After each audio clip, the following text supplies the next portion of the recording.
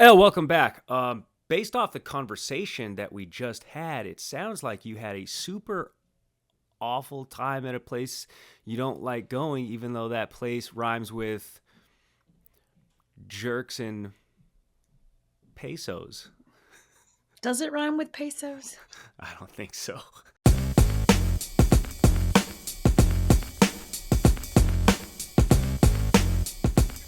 Turks and Caicos, welcome back. Welcome back to the Elle Duncan Show with Gary Striewski. We're a day late, never a dollar short, but that is because I did go to Turks and Caicos for the weekend, an extended weekend to hang with a great friend of ours, me and my husband, who's turning 40. I had an awesome time in Turks. I think that like how you vacation is a really big identifier of the kind of person that you are, your personality. Okay. I don't relax that well. Oh, I like to picked the do. wrong place. Yeah, and, like, Turks is, like, 100% the most relaxing, like, if you've never been and you just wanna go to a place, look at the most beautiful beach you've ever seen, kick your feet up with a drink, lay on a lounger all day and do nothing, like, that is the place for you, but I just don't do that well. I'm, like, a little too ADD. I don't rest good. Like, my relaxing time is still spent, like, needing to do something. So Turks is not, I would say, my number one place in the Caribbean because of that reason, or that I've traveled because of that reason, but it was great. It was a fantastic time. I accidentally left all of my recording equipment here in the States. Ah, So that's why the podcast is a day late because I was unable to do it from my phone. I felt like our incredible audience deserved better, Gary. no, that's fine. Listen, we're here. We still have much to discuss, plenty to talk about. I don't think people's weeks are complete until they get our perspective on the week that was Is and that what maybe you the week think? that will be. Mm, No, but I'm just trying to fill some time I here, like Elle. that. Okay. So listen, welcome back to Vacacion. How's Drake doing? Because you might end up in his next song for besmirching his second love next to Toronto. Yeah, Drake was in Turks at the same time, and everybody kept talking about like this, like I think that's how you know you've reached middle age. Like everyone kept talking about this day party, and I'm like fervently trying to find out where it is. Not because I want to go, but because I want to avoid it at all You costs. trying to stay away? Yeah, I yeah. was like, "Where is it?" No one would tell me a name. I was like, "Where is it? I need this information. Like you have to tell me where it is so I can avoid it like the plague."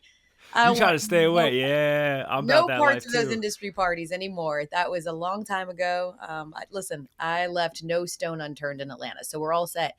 But yeah, Drake was there. He has apparently made a bartender who Yes. there's like this floating barge thing in the middle of the water in Turks, and it's just you go out on a little boat or a dinghy or whatever, and you drink. I mean, it's just a big giant like drink barge. And Drake apparently made a girl quite famous there, a bartender there named Flocka. Did see that. Yeah, because she is a beautiful woman and he took her on a date and, just doing the Drake things that he does. And so now people are apparently flocking to Flocka and Ah, going to yep. this drink barge. We passed it when we took the boat out one day and literally didn't think twice about not stopping at all there. But yeah, so that's what we did. We were in Turks and imagine me, right? It's like the epitome of paradise. It's super fucking quiet and just incredible and we're at this bar and everyone's like relaxing by the marina, but they happen to mess up and have some football on. So here's me ruining Oh, everyone's sanctity and quiet and tranquility by numerous times yelling, "Let's go Broncos," or you "Ha ha exceeded the Chiefs." noise limit. Listen, I got great joy out of watching the Chiefs do what they did. And one of those things that is sort of annoying to me about sports fans, Gary, is that like when you're out in public, sort of watching sports and you're cheering for your team or you're booing for a team that you don't like, and then some stranger that you don't know like looks at you, like which is what happened in Turks and Caicos, and they're like, "Oh, I'm a Chiefs fan." Oh, As if like with that information, I'll boo less. I'm like, oh, well, now that I know that, I'm like literally going to zero in on you and I'm going to make it worse for you. I'm going to make I'm this glad that we've experience bad. established this disrespect that now we can start Right. sort of both giving each other. Correct. Thank you for flagging that for me. Yeah, exactly. Like you meant to mention that 70 points against the Dolphins. And I meant to mention then that you guys keep losing. And it's been a Four out really, of their last six. yeah. And I think that's where a lot of the Patrick Mahomes frustration is because I think a lot of people have pretty much put a bow on this conversation. But here's where here's a frustrating part for me. I never played Pee Wee football, right? You played Pee Wee football. My dad is a referee. We've talked about this. He is always repping for the official. He was like, even little kids know that you look at the official to make sure that you are, if you have any questions, to make sure that you are not offsides when you're an offensive player. And like they'll give you, they'll, to Patrick Mahomes' point, like they'll let you know, hey, they'll warn you, whatever. His own coach was like, he didn't do that, Kadarius Toney. He didn't do it. I mean, it was just clear and obvious. And my thing is, I get it. It's frustrating. You're losing more at the end of the season than you have your whole career. You're not streaking towards the Super Bowl, or at least you're not, going in high. And things are tough. And so you're having these sort of meltdowns and temper tantrums about this offsides call. But Gare Bear, I feel like Patrick Mahomes was starting to get a little unhinged. And that is belabored by this thing that he said at a press conference when he was talking about the potential that this play impacts Travis Kelce's Hall of Fame career. Listen. And like I said, man, that's a Hall of Fame tight end making a Hall of Fame play that won't be shown because we threw a flag for an offensive offsides. And so it takes away from not only this game and this season, but from a legendary career that Travis has had. And I mean, that hurts me because I know how hard he works for it. Gary. Oh, yeah. Like, what are we talking about? What?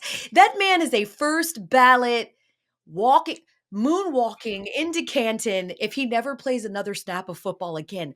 Come on, man. Now we're talking about it ruining his legacy. This is like abhorrent. Y'all stop. Stop, Gary. There was something odd and unfamiliar with Patrick Mahomes' I guess sort of just overall behavior after that game. I mean, we've seen him lose before. We've seen him lose close games. But he was just on one to a degree. I was thinking to myself, like, something else happened or there's something going on behind the scenes that's, like, making him lash out to this degree. Because he's, for the most part, been a pretty humble loser. And I listened to that sound. He doesn't lose, Gary. That's point. That's what I'm saying. He hasn't had to lose. be a humble loser. So I think because going into this game, it was losers of 3 of their last 5, and they hadn't lost to the Bills when it counts. I'm talking in the playoffs at Arrowhead. And now it's losers of 4 of their last 6. Mm-hmm. I'm wondering if he's like sensing this, the invincibility factor that he's been able to play with for the better half of the last half dozen years is sort of like, oh, is the playing field evening here for me? And now that his sound was like, that's a Hall of Fame player making a Hall of Fame play. And now that play's not going to be included in the highlight reel for in the sizzle reel. But because Patrick Mahomes said that soundbite and that play are going to be in the eventual highlight sizzle in the year 2034 when Travis Kelce is inducted into the Hall of Fame. Like, it's just, Gary, it's so ridiculous. This whole thing is so absolutely ridiculous to me. But the sky is falling in Kansas City. No, and so is the ceiling. It's all coming down. Here's the thing.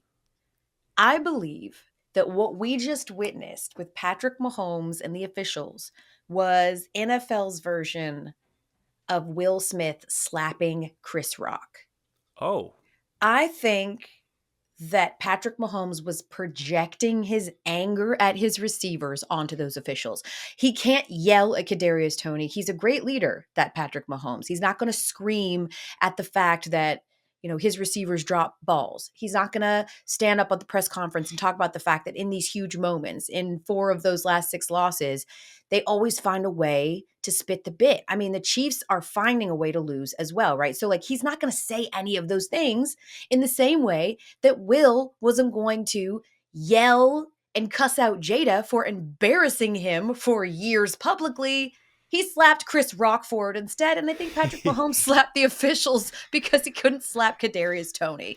Well, listen, he's running out of time to either yell at, undress, or smack Kadarius Toney because I'm surprised he hasn't been released by the Chiefs. I mean, he had the drop in the end zone a couple weeks back. I mean, the egregious overstep. Now, I do want to give a tip of the cap to our boy Dan Orlovsky. I'm watching NFL or Monday Night Countdown last night, and of course, Dio eats, sleeps, breathes football. And he was like, I went back and watched every single snap of this game just to watch where Kadarius Toney lined up. And That wasn't the first time he lined up offsides. So I think it is incumbent on the official at some point, first quarter, second quarter. You're starting to see this become a habit. I'm not defending Tony, but if the referees are allowing you to get away with this through the first 58 minutes of a football game, there is a little bit of responsibility for them to do their job. Call it in the first quarter, at least talk to him about it. So that way it's in his mind. He's cognizant of it. So that way when he does break the rule in the fourth, the refs can't say, we didn't tell you. No. We told you. We flagged you in the first quarter and the second quarter and the third quarter when it happened. So, gosh, I think the blame does go both ways, because if you don't set the precedent, you can't set it at that moment of the game. So I got a mom stat, because as you know, I was on vacation, and I do try my best when I'm on vacation to unplug a little bit. So while I did watch that Chiefs game, I didn't get into too deep of a dive on the stat part. So I got a mom stat. So take this mom stat with a grain of salt, because my mom told me this. It's total secondhand information. I have no idea if it's accurate. So perfect that I'm then saying it to the public. Perfect. But she said something like, you're right. If you look at the last 15, 20 years, they only called offensive offsides like 10 total times. But if you look at this year alone, because the NFL apparently put an emphasis on calling this more, you know how they'll do. They'll sort of every year tell officials, look out for this, look more out for this. We're going to start, cracking down on this. So apparently they said they were going to start cracking down on offensive offsides, and that this year alone, they've called 11 or 12. So yes, and to some degree, it was never really called ever at all. Even I was like, wow, offensive offsides. I haven't seen that one in a while. But this year in particular, the NFL has made it a point that they're going to start calling it more, and they have apparently. So listen, at the end of the day, ultimate what? That's your mom. Yeah. Being married to a ref. Yeah. And caping for the refs. Always caping for the refs. We see you, Tony. We know what you're doing. We know what you're doing. But you know what? Andy Reid kind of caped for him a little bit too. He did come out and say, yeah, man, Kadarius was lined up offsides. And on top of that, we had 3 additional downs to get into field goal range, and we did not. So it's not like that was the last play of the game. Listen, it was an awesome play. I was like, I cannot believe that just happened. It was a fantastic Travis Kelce play. I don't think it will and would have gone down as the greatest one of all time, because it would have been beating the Bills in December, something you kind of expect that you're going to do. It's keeping him out of the Hall of Fame per Patrick Mahomes. He's sorry, dude. Canton, don't pay a visit there. The Bills, though, another underdog. We saw a whole grip of underdogs win Week 14 in the NFL. 8 underdogs. That's the most in a week this whole entire season. And we, of course, saw 2 more underdogs win on Monday Night Football, the doubleheader. Fantastic. Giants beat the Packers. Titans beat the Dolphins. The Dolphins were 13.5-point favorites. So it's the largest underdog story on Monday Night Football. And this is honestly, I'm going to let you wrote a couple of too long didn't watches. I love that for you. Still in vacation mode, honestly. So I'm going to let you take that. No, you deserve it. Thank you for that. Let me just listen, Elle, I got you. Listen, let me sit back and listen to these jokes. Listen, I was not in Turks and Caicos. I had nothing to do but sort of watch football, read recaps, and give you just 2 stupid jokes. Are you ready? I'm ready. Here we go. Cue the music, if there even is one. I never remember. Here we go. Ladies, if you're not interested in a 1-minute man, can I interest you in Will Levis? He's a 4-minute man. Not just once, but twice in that time he scored. To beat the Dolphins. Titans were down sub 4 minutes by that 13.5 points. The Dolphins had this thing covered. People went to bed, and then they lost. Which indicates to me, too, Tyreek Hill is not just the MVP of this team, he's the MVP of the league. Here we go. Bump, a little closer to home. Right down there in New York. The Giants, they've won 3 straight. Tommy DeVito keeps winning ball games. His agent, pictured here, on the phone, about to bring DeVito a deal he can't refuse if he keeps winning, Elle. And that's my Jersey accent. Was that Tommy that DeVito, 4 incompletions, a touchdown. nearly ran for 100 yards. I mean, I'm stretching it here. He ran Barely. for like It was 70. 70, but that's fine. It was 70, but that's closer to 100 than 60. And he did it in those Giants throwbacks, and I think that they should make those their permanent uniforms. They're so fire. Tommy cutlets for everybody. I might buy a horn, all right? Everybody's Italian. Everybody's Italian, Elle. So the thing is that at first with this whole thing, it was like, even at work, like people will sort of do the like very stereotypical Italian hand gesture talking about defeat. I was like, man, I wonder if this is like cringy as hell to Italian people, right? If this feels a little bit more like appropriation or, like you're making fun of them or you're being very like, but man, his family's leaning all the way into this, man. His agent literally dressed as a character from Scarface or from, Scarface. His name is like Sean Stellato. He calls himself the Italian Stallion. He's got like a flip phone on the sidelines. He looks like he's trying to secure his guys some gabagool. It's like that's what I'm saying. It's just so. That's what I'm saying.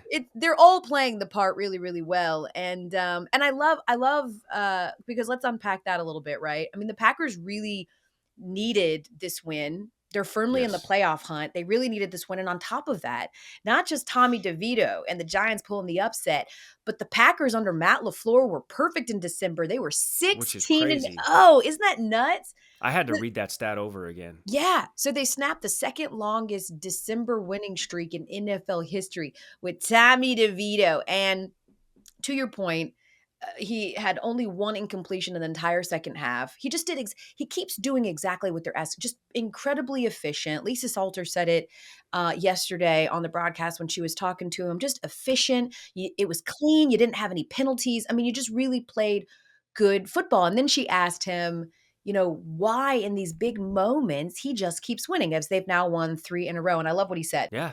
He was just basically like, I've been playing since I was 5 years old. Like, I know it's on a bigger stage, but like, I love football and this is fun. So, and I think that when you reach this point of the season, you're sort of looking for those. Listen, we've got all the big storylines, the playoff implications and things like that. Those never change any year, every year. But down the stretch, there's always those storylines, those really fun things that we can all sort of rally around. I think last year it was the Lions making that run and like, would they make the postseason for the first, like all of those things. And I think it's Tommy DeVito this year. Like, it's just a fun story that everybody can sort of say, this is great. What I'm wondering, Gary, is have we at all reached the point where we're going, should we ship Danny Dimes out of here and sign Tommy up? Hey, we don't even got to worry about that, all right? Danny Dimes might be sleeping with the fishes this time next year, all right? Because Sean Starlata got a guy. He's got a guy. He's going to take care of it. You don't worry about it. He's got a guy. He's going to take care of it, all right? Hey, I think the contrast is pretty crazy, too. The teams that share MetLife have the same exact record, and it's the SpongeBob meme where I think is it Squidward looking out the window and it's Patrick and SpongeBob just having a great time, and that's the Giants. Like, we're 5-8. We got Tommy Cutlets. We're not going to the playoffs, but here, come get yourself a Sengi. And then it's the Jets who are like 5-8, and we're like, gosh, the Jets, what are they doing? They're just the worst team ever. Zach Wilson, we feel so bad for him. They have the same record as the Giants. Yeah. Well, I think it's because, again, they both lost their franchise quarterbacks. It's just that for the Jets in particular, it's been sad because of the benching thing with Zach Wilson, because just how pathetic that's been. And like Aaron Rodgers, of course, staying, Danny Dimes isn't on one of the, most popular sports shows every single week. Right. So I think for the Jets, it's just the idea that the storyline is so sad because of the expectations. I'm not sure anybody thought that the Giants had Super Bowl aspirations this year, but certainly they did for the Jets. So no, it's a great point to make, like how you look at it. Are you a glass half full or half empty person? I think for the Jets, it's sad because if you could have strung a couple of wins together a few weeks ago, you might be looking forward to Aaron Rodgers coming back, but that's sort of cemented. So because the Jets aren't in the NFC where there's like 100 teams that are 6-7 and all in the playoff hunt, because the AFC, especially with the Broncos deciding that they were going to start winning. Yeah, what the hell? Yeah, listen, I don't know what's going on. I just know that whatever embarrassment happened after Miami, I want to know what Vance Joseph said to he is like what happened? Because they cut two old guys. And They let the cut young. two old guys, I guess, but, like, is that it? I mean, is it that you literally got embarrassed in a way that no defense has ever been embarrassed before, and it just decided to make you turn things around? I don't know if any of those sort of intangible, galvanizing, win one for the Gipper things really work, but God, what is in the water there? But anyway, I do think that the Giants is a fun storyline, and people love the improbability of the Tommy DeVito part, right? Like the Zach Wilson thing is a storyline that's not a storyline anymore, apart from saying put him out of his misery. But tip of the cap to Zach Wilson. Took care of Big business win. against the Texans, a playoff team. I think he threw for over 200 yards, 2 touchdowns, no interceptions. So it's good to see because we were team pro Zach Wilson last week because we were like, stop playing with this guy's emotions. Got renamed the starter. Boom, had a big game. Hung up 30 points on the Texans. So tip of the cap, cutlets for Zach Wilson too. I'm Italian. You also mentioned the you're going to be an honorary Italian. I would Can you love that. self-proclaim that? I feel like someone needs to invite you to what would be the Italian version of the cookout, right? Like I would invite you to the cookout. Yes. What is the Italian version of that? Well, my Sunday boy dinner? Joey, exactly. My boy Joey G, the king of Stavin. You know Joey G. He's invited me to that. Silver Sounds Beach Club. All right. The boys have invited me down there to the shore. All right. So I'm there already. I'm there, Elle. It's Oh. just that my schedule hasn't allowed me to go down there and just Sure. really have a go with the fellas. Okay. Yeah. Yeah. Well, for sure. Here's one little bit of advice before you go hang out with your new Italian family. Definitely do not trot out that horrific example of an Italian accent you tried to trot out earlier. Just like stay I away just think from it's that. funny that you thought that was an attempt at an accent. Elle, it's just part of me. You know what else is part of you is previously in your former life when you had no game. A part of you was sort of fumbling the bag despite people throwing it at you. And that's kind of what the Titans Dolphins game was. The Titans were trying so like full disclosure, you guys, Gary back in the day when we would go out in Boston, Gary was a TV star and Gary is an attractive man. If you've never watched the YouTube show, this is a reason to pop on over so you can see Gary. I mean, that's what we're all here for anyway, his pretty face. The girls loved Gary in Boston and they would circle him and they would flirt and they would throw it at him and he would just, I don't know what to do. And he swears that the game is that he acts like he has no game. But I watched this man in action and he had no game. And that was the Titans yesterday. That's It was the like game. it was like for so long they just it was like they just kept trying to give the game to the Dolphins. They're like, we are wide open. Come and get it. Come and take this game, baby. It's yours. Whatever you want. And the Dolphins were like, I don't know what to do. I don't know. Does she like me? What do I? And it's like, yes, take the game. And eventually the girl was like, you know what? Never mind. I am going to win this game and I'm going to offer it up to someone at another date. And that's exactly what they did at the end. Okay. Damn. Because they tried their absolute best to not win that game. I mean, the Titans just kept shooting themselves in the foot with fumbles and specialty. I felt so bad for that punt returner. But I do wonder if your name rhymes with error, if we should be surprised that you made a big one. Are you destined? I mean, who expected that? Vegas set the line. Well, ESPN bet. It's 2-score. All right, everybody went to bed at that point when the Dolphins were up. They were dancing in the end zone. They were going full Remember the Titans. Yes. They were choreographing. Yes. That's the most embarrassing part of all of this. I mean, they were doing human wheelbarrow racing, and then they lost. Yeah. What the hell happened? Not making excuses here, but they were down 3 offensive linemen. Tyreek Hill's wife called him basically like, stop being a B word and get out there. But Doodle was only able to play 30 plays. Tua got bottled up, and we did not expect to see this from the Tennessee Titans. No, we did not. And it throws a big wrench at the top of the AFC playoff picture, which I think, chaos coming down the stretch of this regular season is a good thing. But you want to start seeing, who you think is the cream of the crop start to separate themselves so we can get a little bit more clear of a picture in the AFC. But it's more muddled than it's ever been. This was a first for the Dolphins because typically they're just beating up on losing teams. And then this time they actually lost to a losing team. They were 9-0 coming in. to this week against teams with losing records. I mean, yes, it can't be understated that losing Tyreek Hill was a significant amount of time. He missed like 26 minutes of game action. And you mentioned it a little bit, Gary. For those that don't know, he hurts his ankle. It looked pretty bad too. And he Yes. said afterwards, like, it was really bad. And I felt pretty awful. And that happened in the first quarter. He goes to halftime. He texts his wife, like, my ankle feels like and she basically gave him like a, tough titty, said the kitty, but the nipple's still good. Like, you better get in there and you better play, bud. Like, I don't care. Hey, He's like, shake that off and you need to play. And he went back in the third quarter and, he did what he could. Certainly he helped put them up by 14 with 3 minutes left in the game. But it was so relatable of like, husbands and wives, like, basically being like, don't embarrass me and nut up. Like, you need to step up. And this exact thing happened to Gare Bear while we were in Turks and Caicos. Oh no. Because the house that we were staying at, had like a little recreation area down in the bottom of it. So there was like a gym and a pool table. And the men, lots of alpha men on this trip, great dudes, as y'all tend to do, at some point, pool breaks into challenges. So it's like, Yep. if you lose this pool game or if you miss this shot, you have to go, hang from the pull-up bar for 2 straight minutes. And if you don't, then you're a loser, right? Like these kinds of challenges. Yeah. So eventually the wives find their way down there. And then the competition becomes, can the wives beat this one dude who had a very unimpressive 25-second mark of hanging?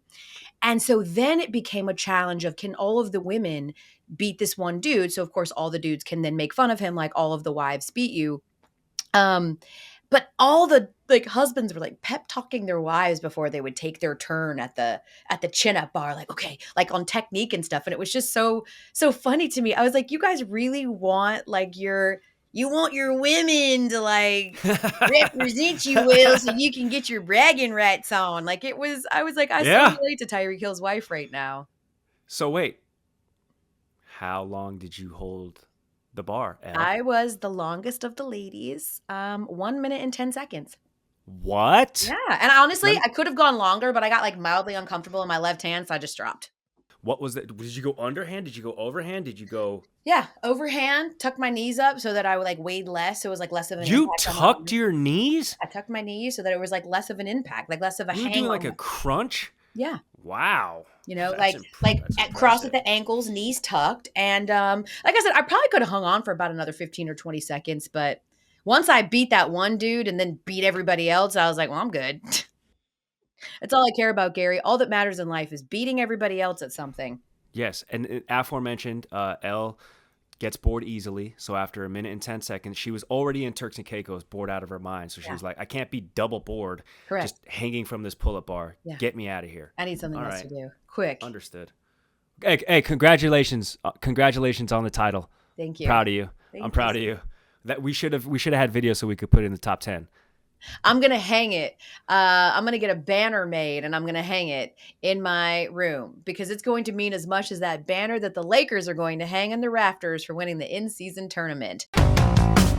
That is a good segue. Do we find this to be embarrassing?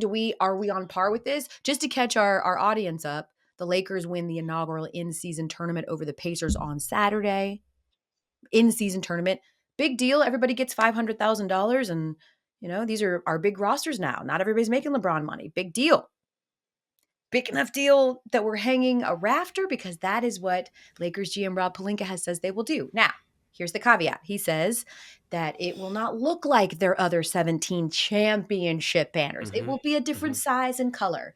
It will not even be next to those ones. And it will be a catch-all. If they win 20 more of these, they'll just be the one banner that will always represent their participation in the inaugural one, and that's it. And I'm still wondering, with all of those caveats, if it still feels like you're the Lakers, bruh. Like, that feels like something that the Pacers would do if they had won, or the Hawks, right? It's like, who was it? That it was like a AFC championship participant, right? Like the Colts, like second round entrance or whatever it was.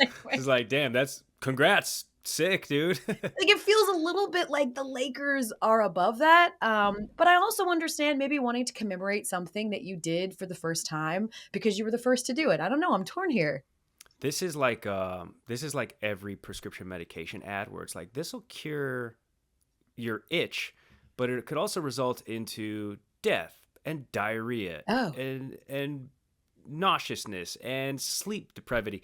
Like, he gave so many, like, what's the word I'm looking for? Pelinka offered so many caveats or like prerequisites. No, that's not the word I'm looking for either. Elle, help me brainstorm.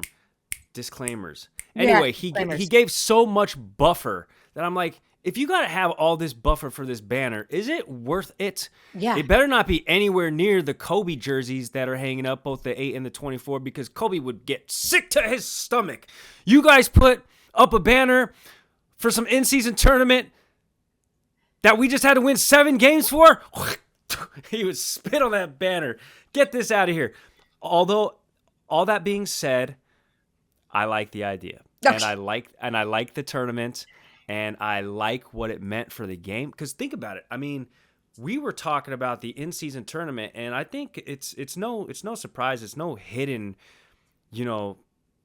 thought here that, a lot of people don't pay attention to the NBA until after Christmas. Like, Christmas Day basketball is basically when the NBA starts for a large sum of the casual fans. Sure. The NBA instilled something prior to that Christmas jump-off date that made all of us tune in, lock in, and they added a little bit of gravitas to the season, which we would normally just be like, oh yeah, first 30 games of the year, it's whatever. So, that being said, I think the NBA did a good job with the in-season tournament.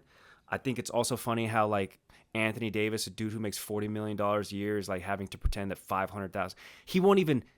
These guys won't even know when the direct deposit hits. I'm not kidding, Elle. You know what? I'm so tired of like normal people like us, though, just like being so flippant about other people's money. Like, even to Anthony Davis, who's making $40 million a year, $500,000 is a big deal. LeBron James doesn't even pay for Pandora. He's that cheap, right? Like, money is still important to these people. And to act like they're just like, oh, whatever. They're not, billionaires. Like, they're not like that's still a lot of money. That is still a ton of money. And in particular, when you think about how much money you pay in agent fees and this and that and whatnot, that's still a lot of money. So let's not being like, they won't even notice. Well, no, I think that both can be true. I think, one, I'm not being flippant. I am being just honest that these guys won't know when the direct deposit hits.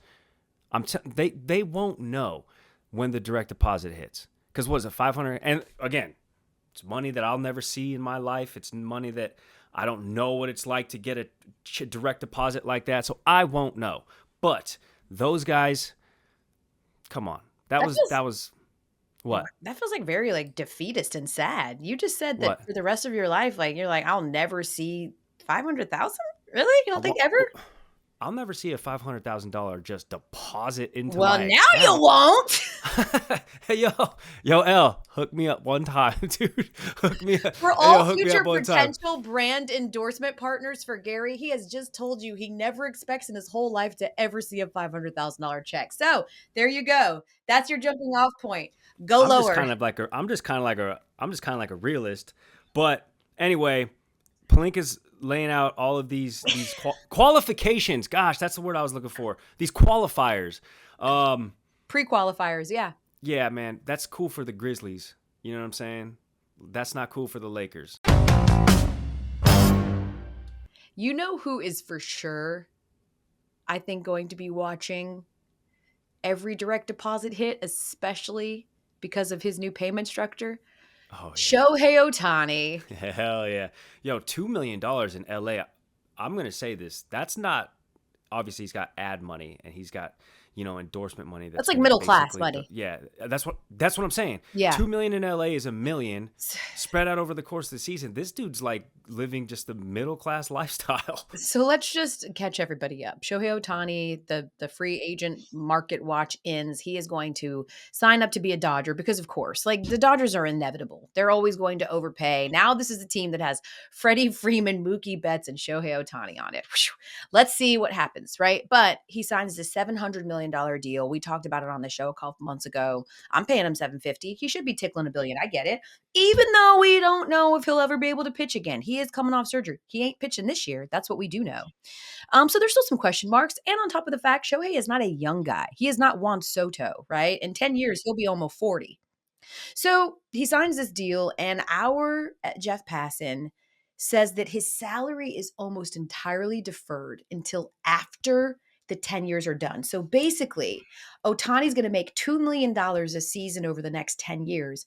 And then when the contract ends, he'll get a big balloon $680 million payment. Okay. So this is like laughing in the face of the Bobby Bonilla payments that we laugh at every single year. What is dubbed the worst contract of all time by the Mets, who have owed this man more money than they ever needed to because of the payment structure. This is essentially the same exact thing. Now, Shohei made $40 million in endorsements last year. The guy's not living in poverty level. He's not going to have a roommate. He's fine. Okay. However, I actually think that this makes a ton of sense because when you are playing, it still means that the Dodgers can be competitive and actually make this thing work. And in their mind, it assures that they will be able to at least secure a championship. And oh my God, with this roster, you should be able to. It also protects you because while you are playing for the next 10 years, while Shohei is in MLB, he is going to make plenty of money on endorsements. He's going to capitalize on his cachet and his clout and his relevancy.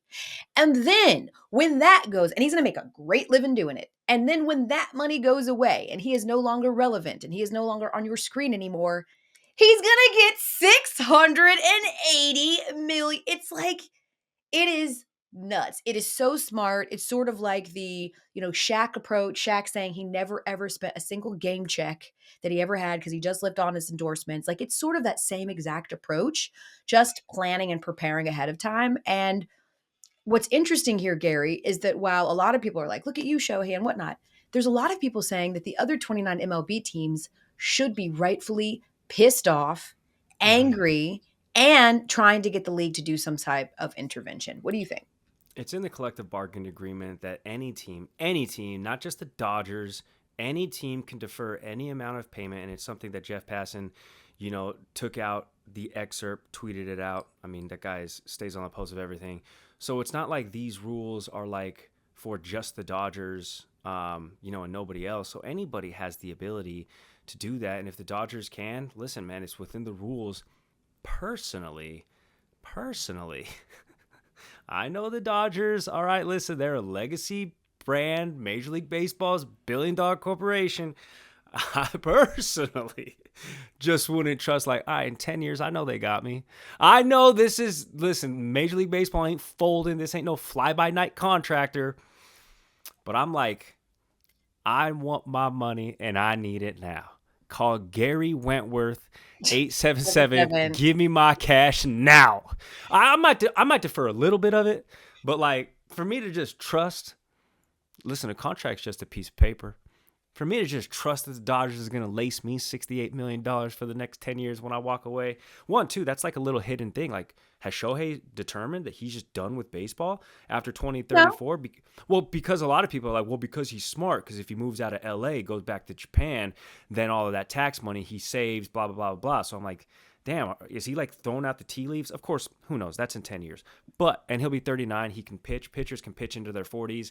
Elite hitters can pitch it or can hit into their late 30s, as we've seen, early 40s. So this guy's got another contract, which is just insane to think about. But I like the rules, man. The rules are established for a reason. And yes, the Dodgers are a big market team with big money, so they can spend more, but it ain't like other teams haven't utilized this.